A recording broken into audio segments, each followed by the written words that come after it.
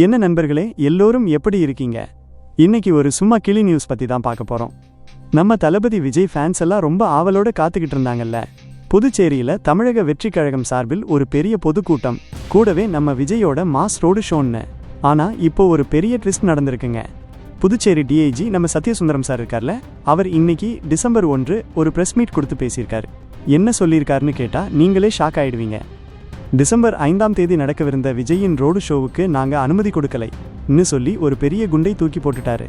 ஆனா முழுசா தடைன்னு சொல்லலை. அதுக்கு பதிலா ஒரு ஆஃபர் கொடுத்துருக்காங்க.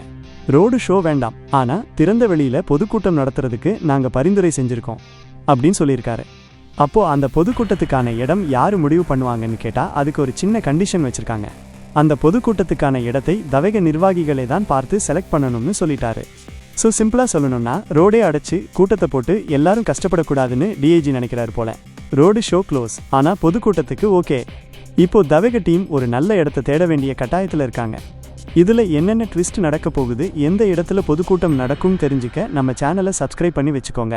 மறக்காம இந்த வீடியோவுக்கு ஒரு லைக் போட்டு உங்கள் ஃப்ரெண்ட்ஸுக்கும் ஷேர் பண்ணிவிடுங்க. அடுத்த அப்டேட்டோட சீக்கிரம் உங்களை சந்திக்கிறேன். Take care.